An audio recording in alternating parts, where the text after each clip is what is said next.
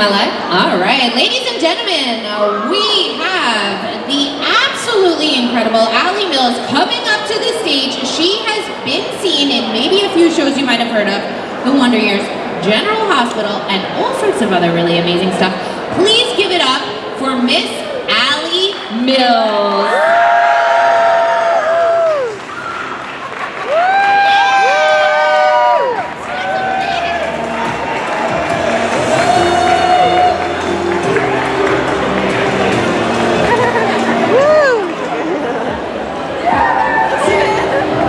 When you get to be 75 years old, that's all that matters. That's who's coming up behind us, and that's what the Wonder Years was about. So, hi guys. Hey everybody, you guys having a great time so far here at the Chocolate Expo? I'm sorry I couldn't hear you. That's what we want to hear. So again, we have Allie Mills with us. Hi. Awesome. And we're going to get to know Allie a little bit better today, and then we're going to take some questions from you to get to know her even better. And I want to know first, in the back of the room, can you hear me okay?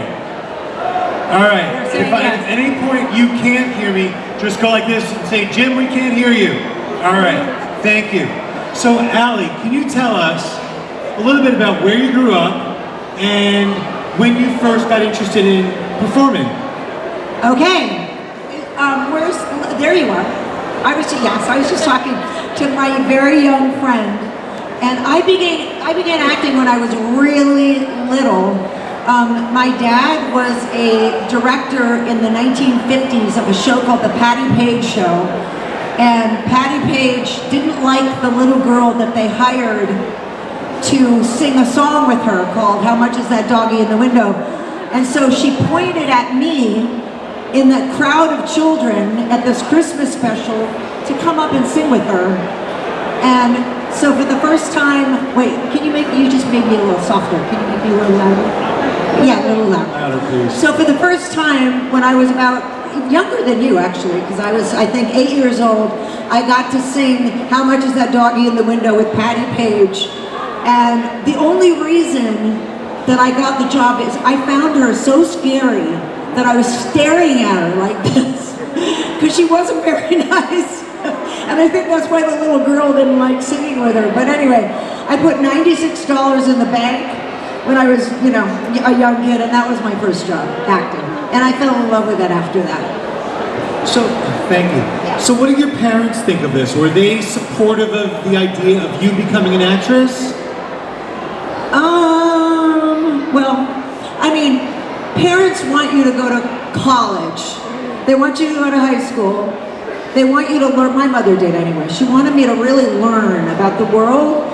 And my mother was one of the first, in the 1950s, she was an executive. She was an art editor of this magazine, which was very rare in those days. And she wanted me, she went to Vassar College, and she wanted me to be smart, and she wanted me to, have my feet on the ground and make my way. So she went, if you could do it as an actor, okay. But, go to college first. And I did. I went to Yale University, first class of women. And I graduated magna cum laude. And not in acting. I mean, I took acting there at the drama school. But I was, an undergraduate. And so I had to they didn't have a drama major. And I majored in the history of art. And the head of the history of art department gave me an A. So I graduated magna cum laude. But the whole time I was doing acting at Yale, and then I went to drama school in London after that. But I think it's important for actors, especially ones that love theater, to learn about everything and to really learn about the world and not to just get too focused, especially these days. Theater is dwindling and there's all streaming TV. It's very, very different world. And I just think it's important to be a really rounded out woman, So I'm saying that to you. She wants to be an actress, and the minute I saw her, I knew she would be. So, and she had a Hamilton t-shirt on, which is a great show. So thank you, Allie. So other than you, do we have any actors or acting I knew it. hopefuls out here? Raise your hand if you're an actor I knew or it. want to be an actor. Okay. So I knew when I saw you guys, I could tell. all right. So this might be something you want to hear, or anybody out there who's looking to become an actor. Allie, do you remember at any time going out for a role, a specific role that maybe you didn't get? And do you have any advice for people about when you don't get a role, how to maybe not get discouraged? Well, I mean, there's going to be hundreds of roles that you don't get. That's just like, it's something that you don't know, but it's just kind of a given with an actor. Now, the way that an actor auditions is, I hate it. You self-tape on Zoom at home in your apartment, which is horrible. Even when you're reading for a Broadway play, they now want you to do it on self-tape. And I'm really against it. I hate it. The way that I always got jobs was to walk into a room and meet human beings, and it was chemistry with the directors, it was chemistry with the man that wrote the play, it was chemistry with the other actors. That's what theater to me was all about. And now you're sitting at home and you can do take after take after take, cry, and whatever you want. But that's not what it's going to be like when you arrive on that set of a TV series and they say action, because you don't get 7 tries. And you're with other people, which is what it should be about. So I'm not in love with what's happening right now in the world of acting. But again, you just have to keep going. And there will be times when they can't see, especially on self-tape, they can't see the power of your life force. They can't see your spirit. It doesn't always translate the way that it does in a room, but you do what you can. And the other thing is, an actor, it's like, I can't remember where he is, but there's a guy who's a painter that I met today. There you are. So he's an artist, and he paints sets for theater. But they're judging his painting. When you go into a room, they're going to judge everything about you. They're going to judge the way you look, the way, if you're pretty, if you're not pretty, if you're this, if you're that. And it's really hard not to take it personally. But it's really important not to take it personally. You have to just become that character, and if it's what they want, it's what they want. And if it isn't, not to get crushed by it, because it just seems like a rejection of you as a person. And so you can't take it personal. You have to just keep playing your characters. And I've been doing it a long time, 70 years. Yeah. Great advice, thank you. You guys heard that, right? All right, good.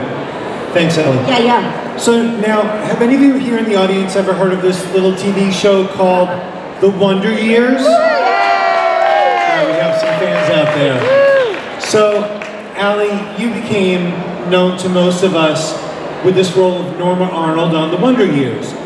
Can you tell us a little bit about your first take as, your first thoughts of this character, Norma, as you entered this now iconic TV series? Yeah, well, when I first read the script of The Wonder Years, first of all, I thought it was so weird to have a narrator. I didn't really understand what I was reading. It was written like a high school term paper. It was very strange. And then there was this narrator. But the mother was a housewife in the 50s, it took place in the 60s, but she was like a 50s housewife. And I said to the casting director, who knew me really well, see, in those days you'd go in and it was a person. Mary Buck was her name. She knew me, she'd cast me as other things before. And she said, Allie, they are not looking for a typical, vapid, shallow housewife. The woman that wrote this show, who was Carol Black, her mom went to college, she was really smart, she's a complicated woman, but she married her high school sweetheart who was a football player.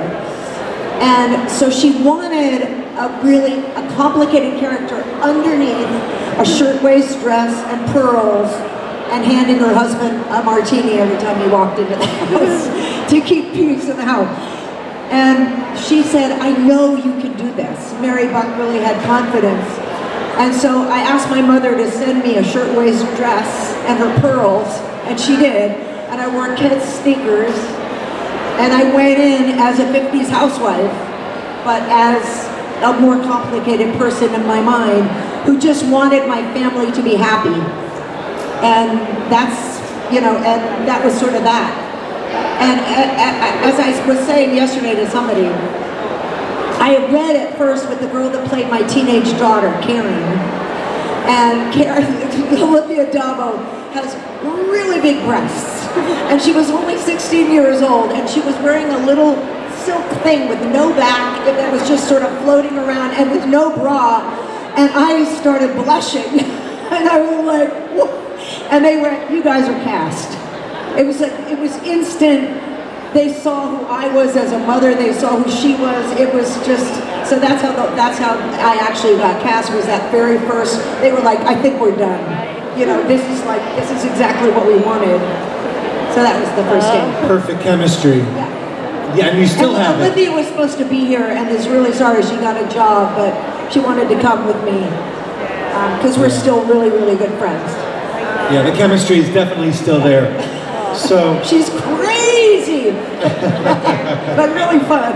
Yeah. So now, you know, the Wonder Years, you know, when you look at sitcoms, especially today, you have, I feel like they're not really characters, but very often you have caricatures, especially the parents.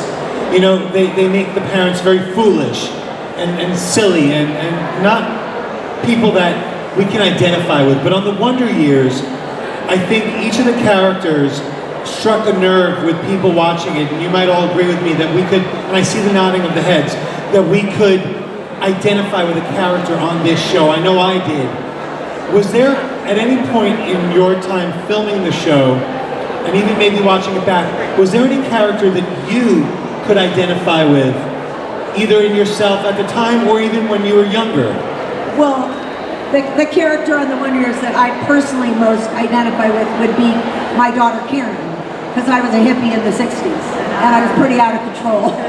So for sure her, which is why I never thought that I would be cast as Norma Arnold, because I wasn't married when I played Norma. I'd never had children.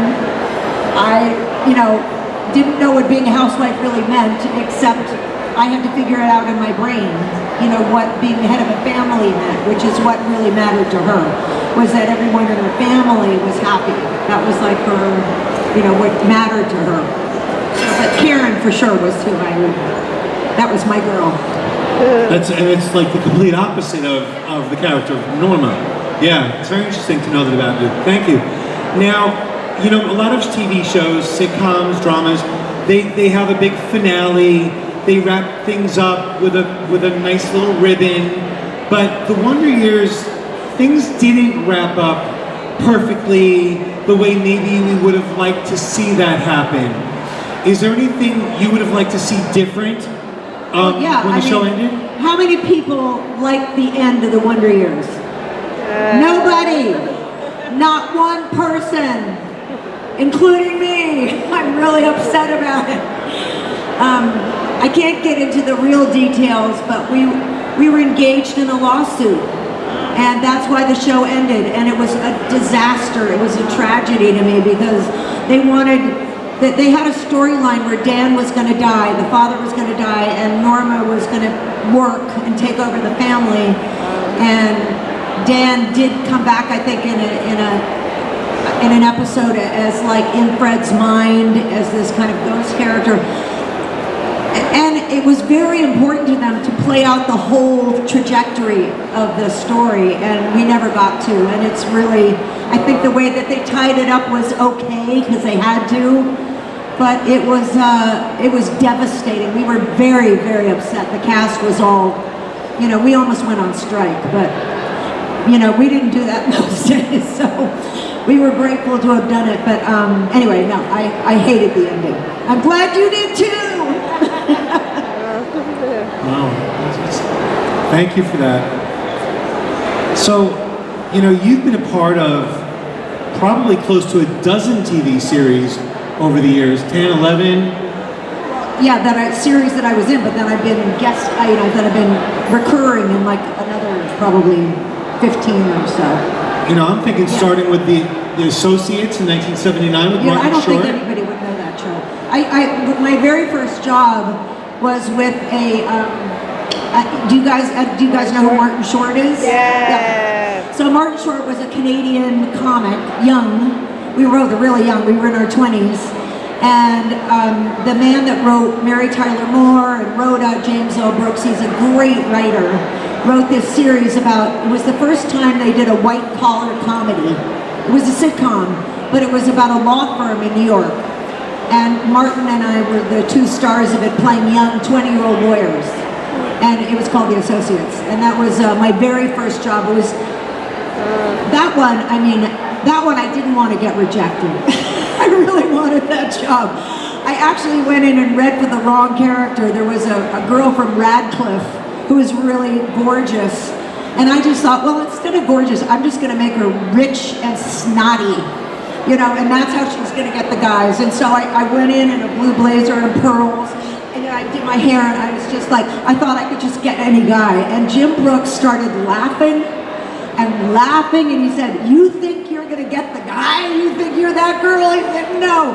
And he said, but I want you to play the other character. And I said, but, Leslie was written as this street kid who was Jewish, because the show was very, very sort of Borscht Belt comedy. And I said, but, how am I going to play Leslie? And he said, well, make her Irish Catholic. What difference does it make? You just got to be poor. And I went, okay. So that's how that job happened with Marty Short. And that was really exciting. I was very young. I was in my 20s. And that was my first job in a big TV series. I've been in little things. But that was my first lead role in a big series. Yeah, but even in the big series, you had not just the Wonder Years, but you went west to Dr. Quinn, Medicine Woman, but then even after that, you've done these period pieces, like, the 1960s and 70s with the Wonder Years, the Western in the 1800s. Then you finally made it to the present time, and you took the leap into daytime drama, which is a whole other genre, and you took the role of Pamela Douglas on The Bold and the Beautiful. Now this, if for the actors out there, guys, hi actors, if you end up taking a soap opera role, this is 5 days a week, a very rigorous type of We're losing job. our children. You got to make the questions short. All right, listen. Working on a soap opera is difficult. Can you tell us what that was like for you, getting on a soap opera after the other jobs? Well, just so you guys know, the reason I think most actors in LA do soap operas is because they want to be home with their family. And when I was asked to do The Bold and the Beautiful, I was very, very newly and happily married to a wonderful actor named Orson Bean, who was just like an incredible person and actor. And I was so happy to be married that the minute that they offered me that, I went in just to do 10 days with Betty White and the lead on The Bold and the Beautiful, Susan Flannery. But we had such amazing chemistry as a family, me, Betty White, and Susan, that they said, would I stay? And so I went home and I asked my husband, I said, they want me to sign a contract, but it's like for 7 years. And he said, do it, because you'll be home every night at 5 o'clock, and we can have dinner together, and you won't travel. And and so it worked, and I did it for 18 years, that soap opera.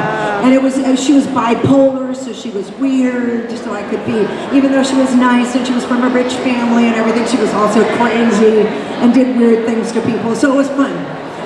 And then after that, I did. Well, before, I just wanted to ask you, because you worked with Susan Flannery, who eventually did the unthinkable and left The Bold and the Beautiful.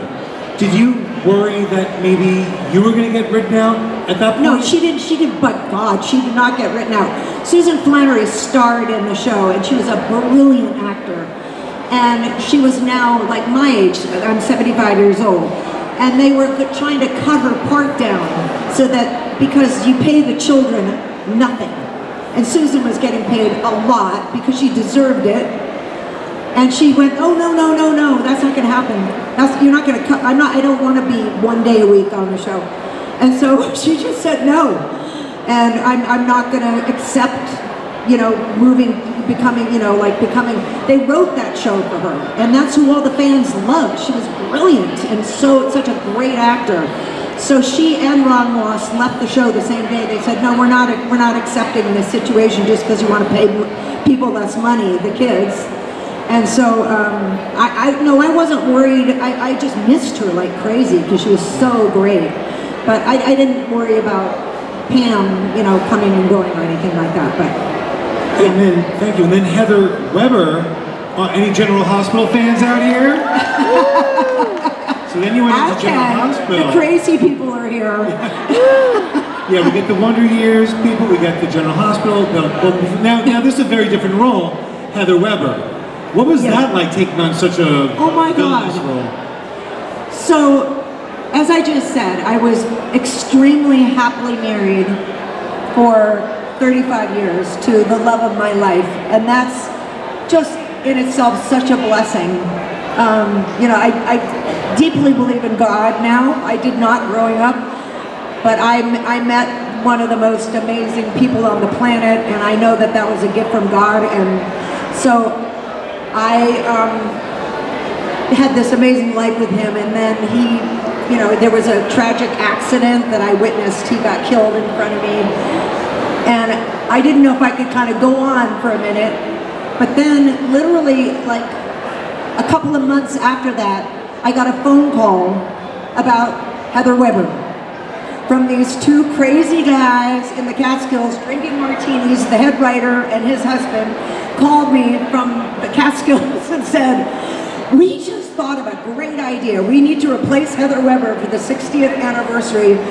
Would you like to come play a serial killer? And I'm grieving the loss of my husband. And I just felt like God said, say yes, just go, do it. So that's how I'm living my life right now, is I'm just listening and saying yes or no. And I never had so much fun as the past, 3.5 years. I mean, and then the other thing is I'm now 75 years old and I won 2 Emmys for the first time in my life. So I'm really proud of that girl. I mean, it's so fun to play somebody crazy, you guys. If you ever get to read for a crazy person, because you have the freedom to do whatever you want. There's nothing that Heather could do that was wrong, right? I mean, killing people is wrong, but she could do anything. I could make any choice I wanted, because that's the freedom of somebody that just thinks there's no boundaries. And what I realize is that people love it because all of us want to be free, right? So that's the major thing. And she's so funny and fun to be free. So like there wasn't any character on that show that scared me or that could top Heather Weber. She could face anybody. I mean, Jeannie Francis, like whatever. I loved working with her because it was so fun to be her old rival, And Sonny was kind of woo, he was pretty strong. So I did bow to him because I knew he could kill me in a nanosecond, right? But he didn't scare me. He just, I just had to kind of go, okay, what can I do for you? Which is what I did when he came to my jail cell. Anyway. So I guess it's a fair statement to make that you didn't ever think that maybe Heather had gone too far. Ever. She couldn't, right? No, I don't think so. I just didn't want, it would be too far to become too nice. That was my only worry, is I didn't want to become too nice when they made me, more sane. I went, So I always left it up in the air whether I really was healed or not. All right, so it's always fun to play the bad guy. Yeah. The bad gal. So I think there's a question that a lot of people, I just have a couple more. I think everyone probably wants to know, will we see you again as Heather Weber? Well, they have asked me back, but I don't know when, and I don't know yet how. They haven't told me what I'm going to be doing, like what's going to, if I'm going to be nice or, whatever. But the head writer is just such a great person, and we become friends. I used to call him, sometimes he'd call me at midnight and said, I have the funniest idea. What do you think about this? And I went, oh, that's so good, I love it. And then we would change stuff. So he's back as the head writer, and I don't know when, but I'm definitely gonna, they asked me to come back. That's what we want to hear. What do you say, everyone? All right, now, do you all have some questions for Allie Mills? We have Heather, not Heather Weber, but she's a little more safe than Heather Weber. But Heather's going to come around with the microphone and take some questions from you. Just raise your hand.